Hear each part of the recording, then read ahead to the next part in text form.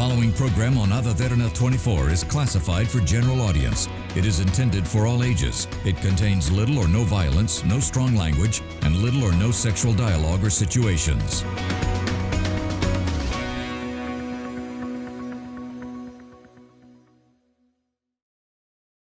The following program contains opinions of the participants and does not reflect the views and beliefs of the Derana Media Network. The network believes in a safe space for all ideas to be expressed and on its duty to create such a platform for free speech. Viewer discretion is strictly advised.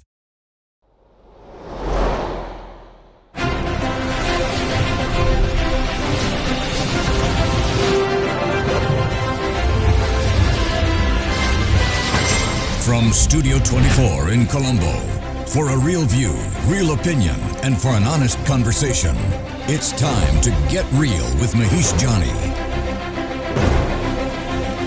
A very good evening, everyone. Welcome to another episode of Get Real, where we talk to notable newsmakers here at home and all over the world and bring you certain information, certain narratives that is not being discussed in the mainstream media, giving you the opportunity to make your minds by yourself rather than be dictated by certain events and agendas. Well, tonight our discussion is with regard to the current situation here in the country, and for that I've invited a member of the opposition, Professor G.L. Peiris, a very notable individual for I think more than 25 years in politics, and we all know who you are. Your credentials are amazing, say, in terms of you being the Minister of Education, you were the Vice Chancellor of the University of Colombo, Minister of Justice, and also the State Minister of Defense at one particular point, and also what do you call, former Minister of Foreign Affairs. A big portfolios under your belt, so I really appreciate you taking the time and coming here and speaking to me. My first question to you is, where do you, because our entire parliament is a place of confusion because nobody knows who supports whom at this particular point. You came you contested the election, or you actually came from the national list this time around, or you can... The SLPP. Yes, the SLPP, but now you're sitting in the opposition. Yes. If I may ask, we understand that you disagree with some action that is being taken by the government. What is the core matter of that? Why do you disagree with them? Because the government currently tells us that apparently the economy is on the right path. The state minister is saying all what has been applied for right now is on the correct trajectory. So does the IMF. IMF says all the indicators are showcasing that Sri Lanka is basically coming back on track. Yes.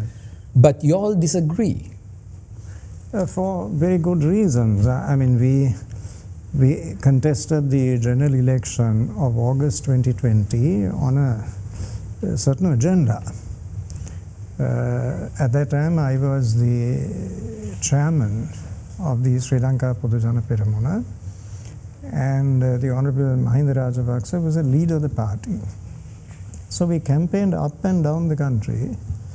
I accompanied him, and from all political platforms up and down the country, we projected to the people a clear message. And we said we want to protect national assets, right? We are going to be concerned about welfare measures which will protect the economically weaker segments of the community. We laid before the people a very clear program of action, right? And we achieved a resounding victory. The SLPP won 143 seats.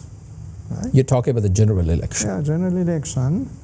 But in general election, Mr. Gotabaya Rajapaksa did not really play a part. He handed over the conduct of the entire election to Mr. Mahinda Rajapaksa. So he and I, from every major platform on all occasions, all over the country, we presented a clear agenda. We said, elect us. What did we say? We said we disagree profoundly with the United National Party and its leader, Mr. Ranil Wickremesinghe. You reject that program. reject it in total, right?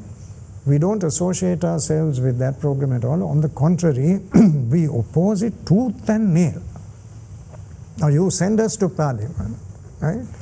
That is exactly what the people of the country did. 143 seats out of 225, right? What did we do next? The SLPP teamed up with the very party whose rejection they advocated with extreme vigor all over the country. Now that is a contradiction in terms, right? It is a total violation of the social contract. It is a breach of faith with the people to promise one thing, to have your manifesto endorsed by the people in this kind of way, and then turn it upside down literally to do the precise opposite of what you said you would do, diametrically opposite. So we said we can't be a party to this, right? And about 13 of us crossed the floor. That was in August 2022, last year. And this is, I made a statement on the floor of Parliament on that occasion, giving the reasons why we are taking this major step, not done willy-nilly, but after very careful consideration. We want to keep faith with the people, act in a spirit of fidelity to the promises that we gave. What is now happening is the antithesis of the program to which we committed ourselves and the values and convictions which we articulated to the people of our country on the last occasion when Parliament was elected. So, sir, I have had many ministers, many members of the government, the current government, right across me, seated just where you are, and I posed this question. How were you okay in order to sever the entire social contract that you gave to the people during your elections? And the answer that I got from most of them was the fact that apparently we have to be updated with time, because apparently this is what the people want. The people want the SLPP to team up with whoever and try to work towards a proposal. Because I understand this government, the SLPP government prior to 2022, was the anti-IMF government, said that they will never go to the IMF. They said that they have local solutions for problems, the financial problems. Now, when all that goes south, suddenly you sleep with the enemy kind of situation is where we are right now. So what do you say to that? It is what the people want, is their argument, and they are changing with the times. I would reject it totally. If that is what the people want, that means there is confidence that the people will endorse this program, right? Then why is there this overpowering fear of elections? The one thing about which the present government has been absolutely consistent is their firm resolve not to hold elections at all. They fear the people. They know crystal clear what the result will be. It will be an unequivocal rejection. So what have they done? The local government elections, we are talking of 334 local bodies approximately, right? That election had to be held before the 16th of March last year. It is mandatory, compulsory, there is no discretion, right? What did the government do? It simply refused to hold that election. Then we went to court. I was one of the petitioners. And the Supreme Court held that the money allocated by the budget for the purpose of holding these local government elections, that the Minister of Finance and the Secretary of the Ministry of Finance must not withhold these funds. They must forthwith make these funds available to the Elections Commission for the purpose of holding the election. This is an order of the Supreme Court. They simply ignored. And they said, no elections, we're not holding elections. Why? Can you think of any political party anywhere in the world which would refuse to hold elections if they know that they're going to win the election? So the argument that this is what the people want is absolutely untrue, demonstrably false. No election, no elections. So as we speak, as I speak to you now, there is not one single elected person in any local authority, Pradesh Sabha, municipal council, in any part of the country, not one, right? Provincial council elections not held for 4.5 years. Every effort was made to postpone the presidential election. Talking of referenda, the final trump was, if nothing else would work, you abolish the executive presidency. If there's no executive presidency, you don't have a presidential election. That also failed because the referendum was going to be a total disaster. So how can you possibly say that a government that has confidence that what it is doing has the support of the people will refuse to hold elections? They don't hold elections because they know that they're exceedingly unpopular and people are counting the days for an election to throw them out of office. Let's talk about the current solutions provided to the economy. The economy went into shambles in 2022, and that kind of triggered a lot of issues that we are currently facing. The patchwork for this, the current government says, is what the IMF has proposed. It didn't work for 16 times, but apparently the 17th time is a charm, because we are told that the IMF has learned their lesson and they are not going to destroy a country's economy. And for us, well, we have to trust the IMF because it gives us the certification that apparently we can take more loans from all over the world. In a situation like that, being a former deputy finance minister, understanding the whole economic aspect of this, how do you assess where we are right now? Are we on the correct path? No, I don't disagree with the decision to go to the IMF. There's no alternative. We have to go there.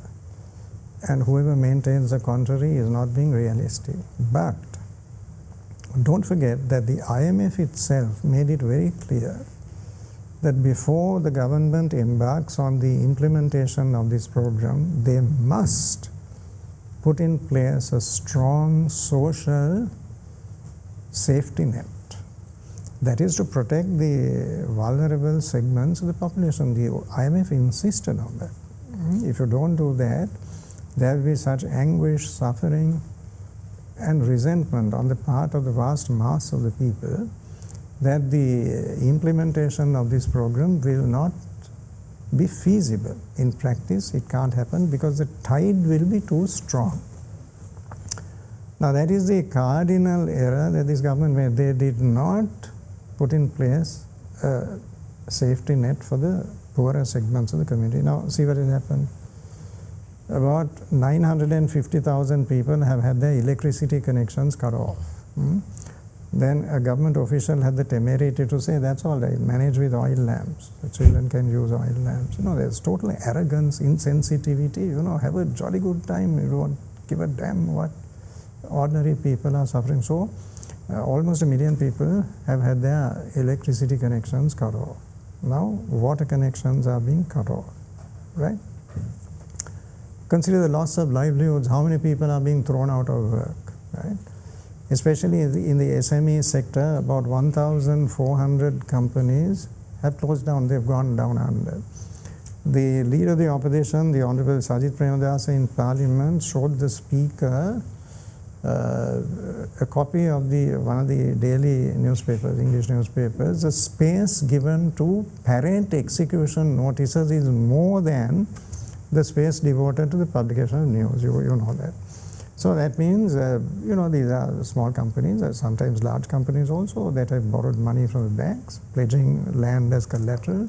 They can't redeem their loans. By public auction, those properties are being sold.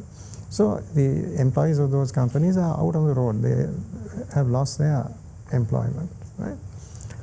So consider the amount of suffering. The World Bank, not I, the World Bank is saying that 6 families out of 10 in the country today cannot have 2 square meals a day. There is very acute food insecurity. And they say the 6 families will become 8 families in a matter of 12 months, right?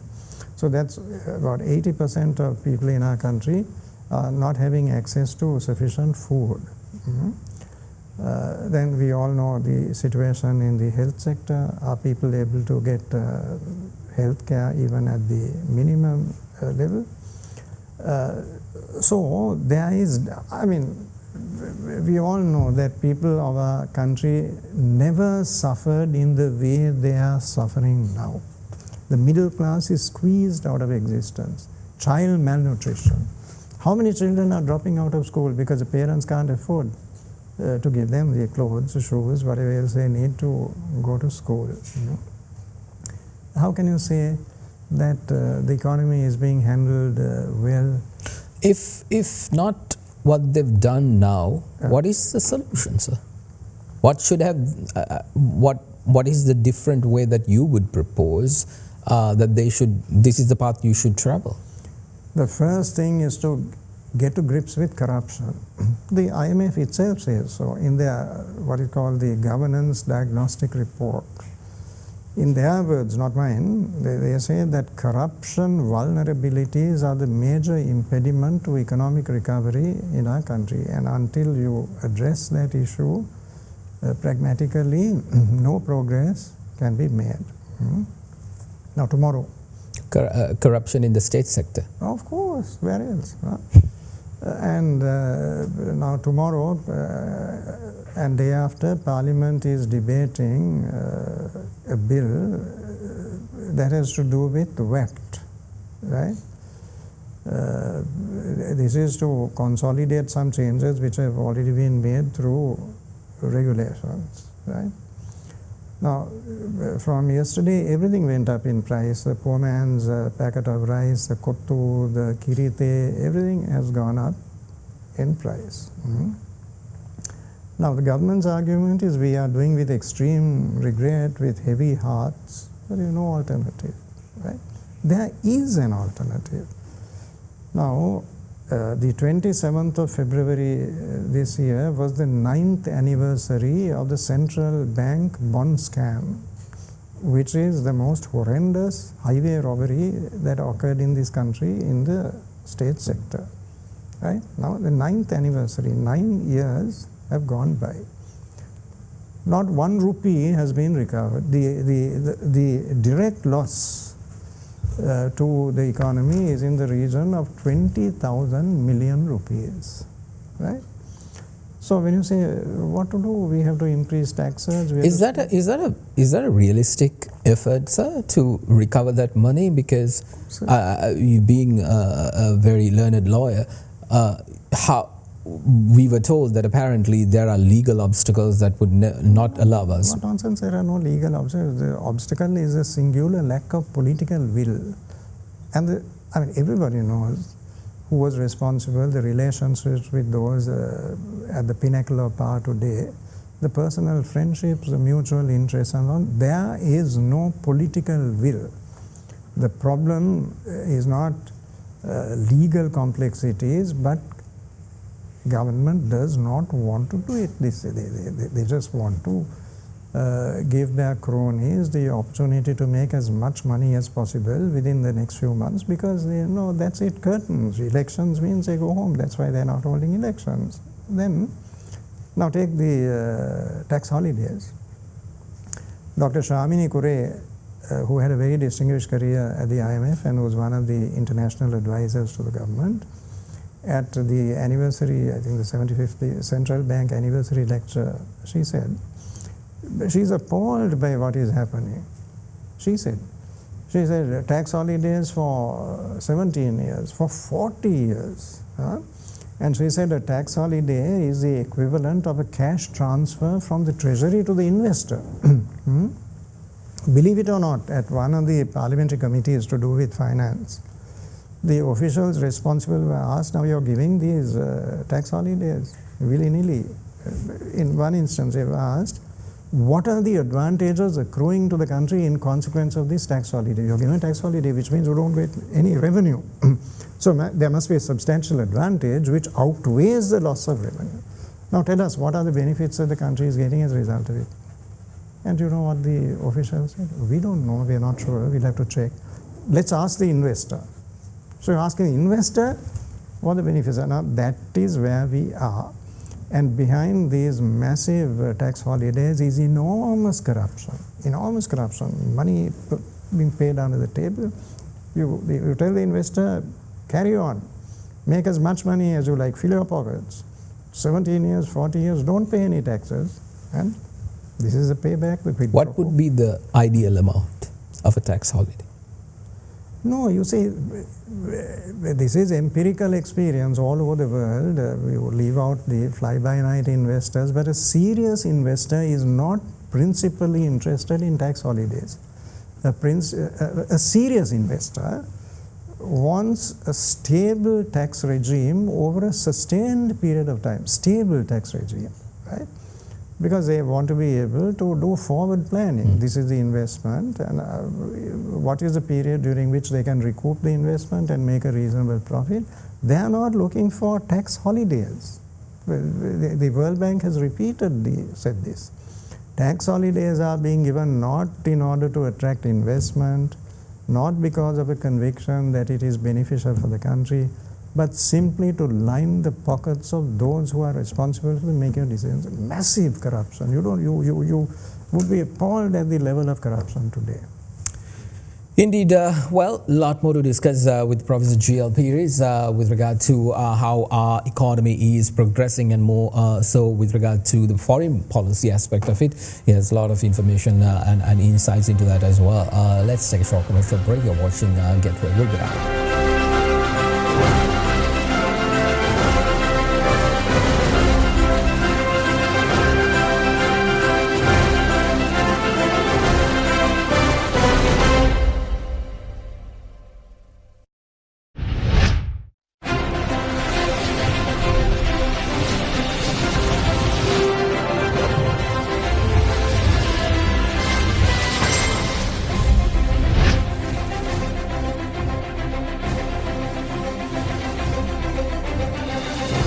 Welcome back, everyone, to Get Real. I'm in conversation with Professor G.L. Peiris, our former foreign minister, and then there is a lot of other portfolios which you have handled. Since I'm talking about foreign policy right now, I just want to get your take on this. Now, Sri Lanka went through a crisis in 2022, and that was very substantial in terms of recovering our economy, and it was particularly an economic issue. Now, in order to do that, we spoke to the rest of the world and asked them to come and help us. Certain countries came, certain countries didn't, and in certain countries actually is pushing us towards, unnecessary things like, changing our constitution, coming up with laws and things like that, which is basically tied to certain amount of money that they will actually give. In a situation like that, I know in 1994, 95, 96, these years were also really crucial. Droughts were occurring in this country. Financially, it was unstable as well. We were at war. In a situation like that, you also have a plethora of experience at that particular stages of our nation as well. How do you assess the foreign policy per se that is adopted by this current government? The foreign policy is necessarily an extension of domestic policy, and it is basically enlightened self-interest. Now, you referred to the vicissitudes that our people had gone through in the past. There is in our people a kind of resilience, which is amazing, which has enabled us to bounce back from very difficult situations, a 30-year war, COVID, tsunami. We have that inherent quality in us. But, the present government is doing things which cannot but produce hugely detrimental consequences at the international level, cause and effect. Now, I'll give you an example. The statutory apparatus which the present government is putting in place, right? Take the online safety bill, about which there is so much controversy all over the world. There were some very strong comments by Walter Turk, the United Nations Commissioner for Human Rights, 4 or 5 days ago in Geneva.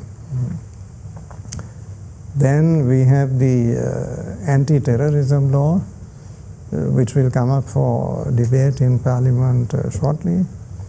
Then there is a broadcasting authority law, right? Now, if you take these three together, there are other legislation as well, but this would be a concerted attack. It's a sort of a tripod. It's a concerted attack on basic individual freedoms in this country. Right? Now, that must carry consequences. The United Nations High Commissioner for Human Rights referred to those initiatives as being destructive of fundamental rights at the basic level. He criticized the appointment as high as that the United Nations Commissioner for Human Rights. He criticized the appointment as Inspector General of Police of an officer who the Supreme Court of this country decided was guilty of torture. Torture is one of the most heinous crimes known to international law and to domestic law in this country. So the court held that this officer tortured people and ordered him to pay 500,000 rupees as compensation for what he had done, and directly ordered disciplinary proceedings against this officer. Okay? Now, if there had been such a judgment in a fundamental rights action against a junior officer of police, a police constable or a police sergeant, the very next day he would have been interdicted, his work would have been stopped. But here, far from interdiction or disciplinary inquiries, he ends up as the pinnacle, the highest position in the police force. Now, what a caricature this is. Isn't this an insufferable insult to honorable police officers, of whom there are 91,000 approximately, a force that goes on, a very distinguished force which goes on, which goes back to 1866, right? Now, when you do things like this, total insensitivity, we just don't care, right? In fact, government has said that we don't care. Countries can say what they like, the UN system, we dismiss it in cavalier fashion. Now, what do you expect the repercussions to be at the international level? Now, you said yourself that we are in the throes of a serious economic crisis. One of the silver linings is our export income, what we earn from the export of our products in this country, right? Our major exports are in Western Europe. And we enjoy a very crucial concession with regard to our exports to Western Europe. This is the GSP plus concession, everything that we export there. Right? That's about 60% of our markets, right? Apparel products, tea, fisheries products, gems and jewelry, spices, all of this. Huh? Now, we don't pay $1 as duty because we enjoy a total exemption from customs duty, customs levies. Not a reduction, but a total exemption. Now, this is not a right or entitlement that we enjoy in perpetuity. It is conditional. It is conditional upon compliance with 27 international instruments, the chief of which is the International Covenant on Civil and Political Rights. Now, what the government is doing in such a reckless fashion is a direct contravention of the basic tenets of the ICCPR. And now, just last week, the Secretary to the Ministry of Foreign Affairs, Aruni Vijayawardena, led the Sri Lankan delegation in their discussions with the European Union. Now, clearly, if you don't mend our ways, GSP Plus is in jeopardy. There's no question about it. Now, that will be a fatal blow. It bids the question, sir. Now, Sri Lanka is a sovereign nation. Yeah. You have been at the forefront of fighting for the sovereignty during the time that we went through a war, the UNHRC issue, where our military has been falsely accused of certain crimes that never occurred. In a situation like that, how do we, in your opinion, balance this sovereignty aspect of it and also be part of the whole global covenants that have been coming up, which in a certain way looks as if it's infringing upon our sovereignty or basically not allowing us to be a free society.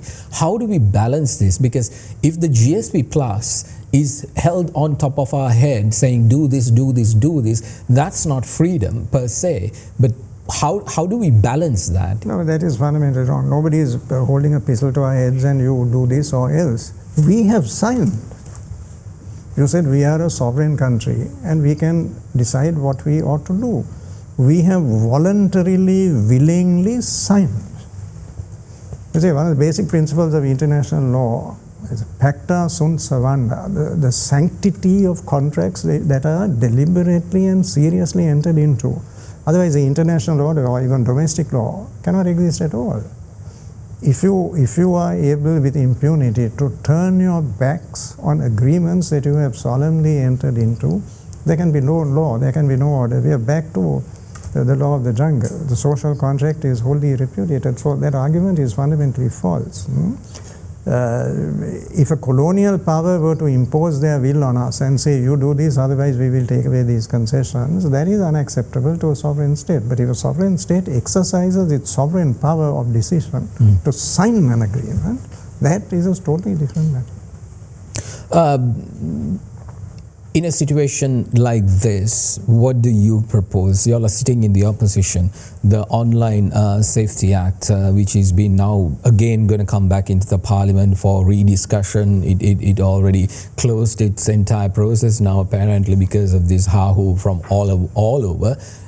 It's coming back to the Parliament. Then the broadcast bill, like you said, all these situations. We accept the fact that there should be online safety for the people. That is not... Of course. Yeah. So in a situation like that, what do you propose that needs to go away for this to be an acceptable bill by all, or in terms of the broadcast bill or the other bills that are being presented in Parliament? There has to be some degree of regulation. Nobody is advocating the freedom of the wild ass. Right? There has to be some degree of regulation of social media. There are children who have committed suicide, right? After relationships have collapsed, photographs being published, blackmail, threats, all of this, right? So there has to be regulation. But in this case, the proposed remedy is far, far worse than the disease. Under cover of regulating the social media, what the government has done is to stifle all criticism. Any point of view which is uncomfortable to the government, especially at election time. Criticism is being snuffed out with a heavy hand. The first endeavor was to not have elections at all.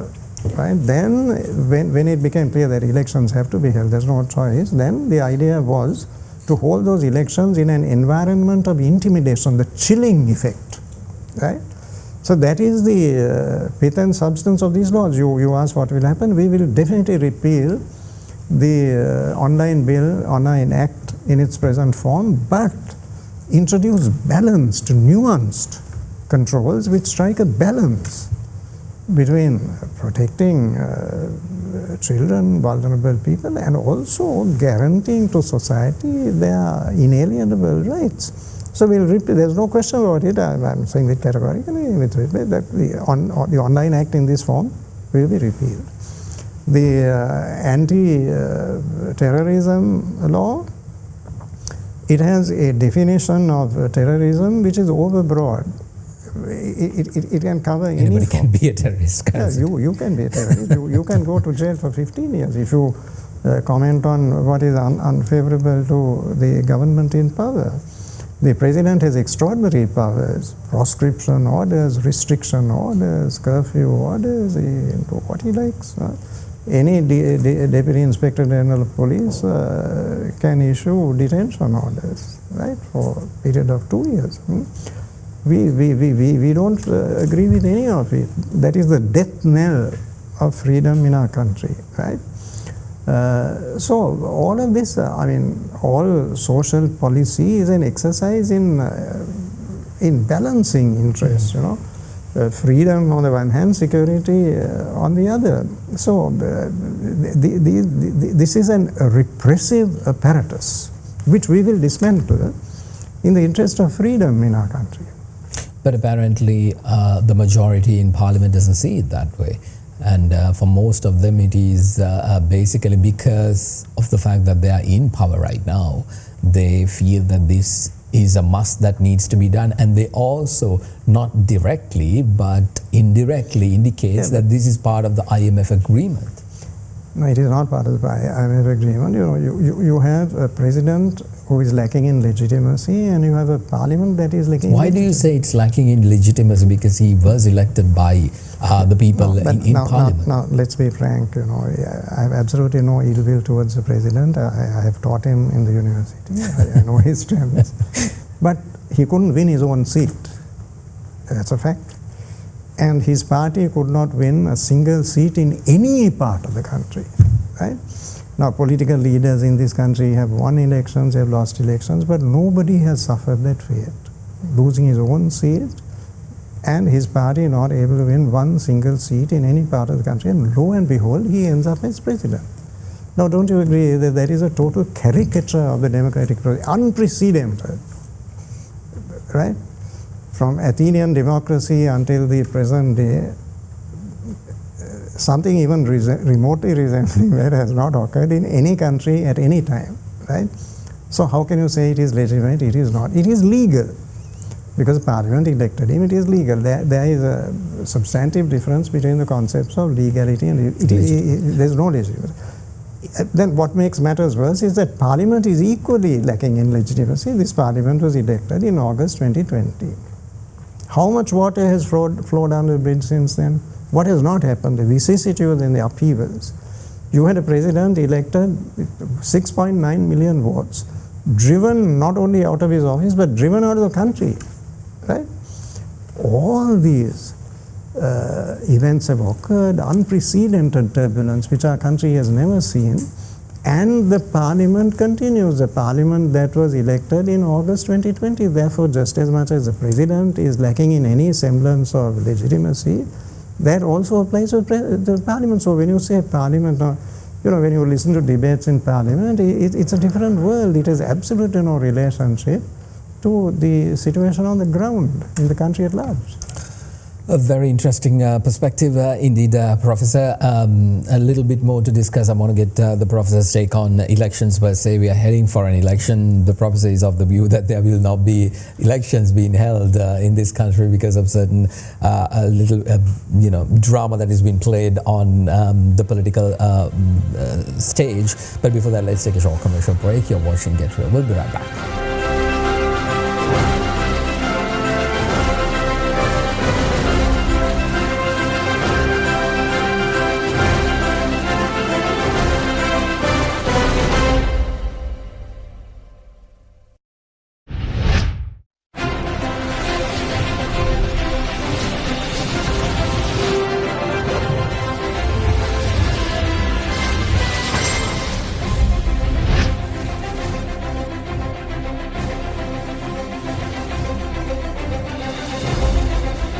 Welcome back everyone to Get Real. I'm in conversation with Professor G.L. Peiris. Lots of discussions we've had with regard to various topics, the economy, the current situation, foreign policy. Professor, I want to get your take on elections. You seems to be on the point that there will be no elections because of the fact that the unpopularity of the government knows that if they go for an election, it'll be done for them. But this is an election year. No, I must correct you on that. No, my position is that the presidential election must be held and it will be held. No, I was referring to the general election that you were earlier talking about. Yeah. Let's talk about the presidential election per se. Now, November 18th, I believe, is the day that the term of the previous president, that was President former President Gotabaya Rajapaksa's term ends. And I think prior to that, we need to have elections. So we are looking at somewhere around in October, September, August. These 3 months would be the months that an election will be called. Now, if let's say in August, we actually have the details of it needs to go out into the public, and the public needs to be alerted by the Elections Commission saying that that the presidential elections are coming, here are the nomination dates, blah, blah, blah, all that. Now, in a situation like that, we still are not getting any kind of indication by the current government saying, even though they keep these blanket statements saying, yes, there'll be an election, yes, but we don't see the underground work occurring, hoping for something of that. What is your opinion on it in terms of the presidential election? Yes, it needs to be held this year, but in a situation where it won't be, what would be the gimmicks that could come into play this time around? No. Well, the first thing to say is that the holding of the presidential election has nothing to do with the president or the presidential secretariat. It's not for them to issue statements. It's a matter entirely in the hands of the Elections Commission. It is the Elections Commission that determines a date and holds the election. The presidential secretariat has nothing whatsoever to do with that. Now, you spoke of the parliamentary election and you spoke of the presidential election. There is a fundamental difference. Parliamentary election, the president can dissolve parliament at any time. Can he dissolve it now? He can dissolve it tomorrow morning if he wishes to do so. Because the position under the Constitution is that 2.5 years after the election of a parliament, the president, at his discretion, at his will and pleasure, can dissolve. Parliament is elected for 5 years. After 1/2 of that period has elapsed, the president can dissolve. That's entirely in his hands. The presidential election is certainly not in his hands. Those time frames are determined. Who triggers it, sir? Elections Commission, but shouldn't the Election Commission? No. The time frames are determined by the Constitution and the applicable laws. That is, the presidential election has to take place this year between the 17th of September and the 17th of October. It is compulsory. There is no flexibility. This needs to be clearly understood. There is no chance at all of changing those dates. There is no known legal mechanism by recourse to which those dates can be changed. That is the window. It is a compulsory window. Then you ask what happens if the election, that is a horrendous. It's not worth discussing that for one moment. The presidential election has to be held. It will be held. If it is not held, you have a usurper in office. It is a usurper in office. We don't have to pay taxes. Why must we pay taxes to a government which has no legality or whatever? That government will not be able to appoint or receive ambassadors. It cannot give lawful orders to the armed forces or the police, right? It can't appoint governors of provinces. It is nothing. It is not a government at all, right? So that is not going to happen. I'm 100% certain that the Honorable Ranil Wickremesinghe will not do that, right? I mean, deep within him, he has some respect for rudimentary values of democracy, and I'm sure that he would not want to go down want that to go down as his historical legacy. So presidential election will be held. Parliamentary election any time that he wishes. Of course, he need not dissolve parliament at all, because this parliament can go until August 2025. Presidential election has to be held. In a situation like that, we are also in this political stage hearing these words of abolishing the executive, which I think believe since 1993, since from small days, I keep hearing this particular sentence: abolishing the executive presidency is the key word in every single presidential election. Now here again we are hearing that. In a situation like that, if by any chance should the referendum, I mean there should be a referendum in order to abolish it, that too needs to be held prior to November 18th, or can that go? No, that can't be done in accordance with the applicable time frames, because to abolish the presidency, you first need to go to parliament and you have to get two-thirds majority. That's a start, the point of departure. Having got a two-thirds majority, the president then has to have a referendum. He has to make a proclamation, then within 30 days he has to have the referendum. But he cannot immediately announce the outcome of the referendum, because there is an amendment to the Referendum Act which says that any citizen, you or I, can challenge the outcome of the referendum. That has to be done within 2 weeks. But if you are challenging the referendum on the ground of a corrupt practice, bribery, corruption, then the period is 21 days. We have 21 days to challenge the result of the referendum, right? then it's a trial. The Supreme Court has to go into this matter, and the law does not prescribe a time frame within which the judgment of the Supreme Court has to be given. Now, while all this is going on, come the end of July, early August, the Elections Commission has to issue a proclamation announcing the presidential election. They're bound to do that. Whatever is happening, whatever is not happening, they cannot postpone that. So even if a referendum process has been set in motion but has not reached its conclusion, that cannot be a reason for the Elections Commission. In a situation like that, it is really chaotic. Let's say there is, I mean, not to say this is exactly what's going to happen, but let's say there is a push towards abolishing the executive presidency, and all those instances took into effect, and we are at a situation where the Elections Commission is also calling for a presidential election. And if by any chance the Supreme Court's decision does not come by the 18th of November, do we not have a president, or how does it? Those are fanciful situations which cannot correspond with ground realities. Abolition of the presidency, reform of the presidency. Of course, everybody has promises, but who believes? What is the credibility of it? Literally at the 11th hour. Literally at the 11th hour, you do all of this, not in good faith, but simply in order not to hold the presidential election. that is the only purpose of it. So it is totally lacking in any kind of credibility. These issues have to be addressed. They can't be swept under the carpet, but they must be addressed by a government which has a mandate from the people. So the presidential election must be held. Then after, of course, Parliament will be dissolved, right? Because the new president cannot. So you will have the presidential election between the 17th of September and the 17th of October. Soon afterwards, Parliament will be dissolved for sure. Then the general election will take place in the early months of January, February next year. It is then that we have to sit down and apply our minds to the changes that are required. The presidency, it can't be done. It's not a one-line amendment. Because if you abolish the executive presidency, you necessarily have to address the electoral system. If you keep the electoral system just as it is, weak parliaments, proportional representation, the cement that binds it together is the presidency. If you knock it out, and if you are interested in stable government rather than anarchy, you will necessarily have to make certain changes in the electoral system, a hybrid system, a combination between first past the post and PR. All of this is serious stuff, which must be tackled by a government which has a fresh mandate from the people.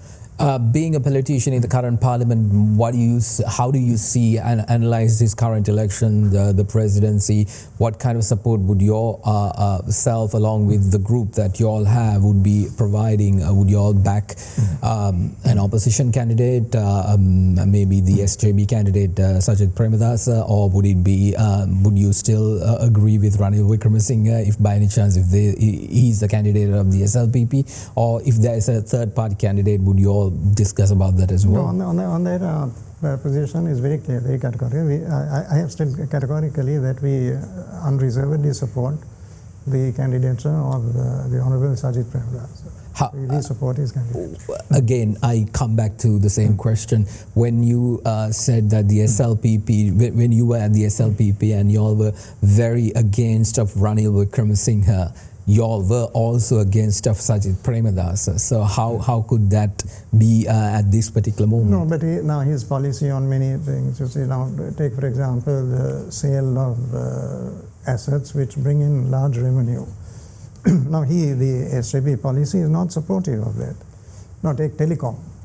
Telecom, not only financial benefits, it earns a large amount of money for the treasury, it also has serious defense, security implications. Why must we sell the insurance corporation? Why must we sell Lanka hotels? So SJB does not believe in that kind of policy, right? And the Honourable Sajid Premadasa has categorically asserted that he will engage with the IMF on certain critical aspects of the agreement, not repudiate it altogether. That's not possible. There has to be some continuity and stability, but a more caring approach, which is what the IMF also has advocated. Some degree of compassion, concern for the have-nots who are suffering in a manner. So it is the nuances of it, the complexion, the quality of it is different. And we believe that among the different ideologies and agendas that have been offered to the public at this time, that is the most practical policy to take the country ahead in what is admittedly a very difficult situation. Indeed. Well, I really wish I had more time to keep this discussion going on, but we are running out of time, Professor. I really appreciate the fact for the first time coming on the show and actually discussing a lot of things with me, and please make sure that it's not the last that you will continuously come. Professor G.L. Peiris, thank you very much for coming. Thank you. It's been a pleasure. Well, that's all the time we have for you tonight. Thank you very much for watching. I'll be back. This is 199th episode. The next episode is going to be 200th episode, but we're going to take a short break up until maybe like 2-3 weeks, and when we are ready with our 200th episode with a special guest, we'll be back. And we'll make sure that you know that we are back. Until that particular time, thank you very much for watching. Have a good night. Listen to your heart.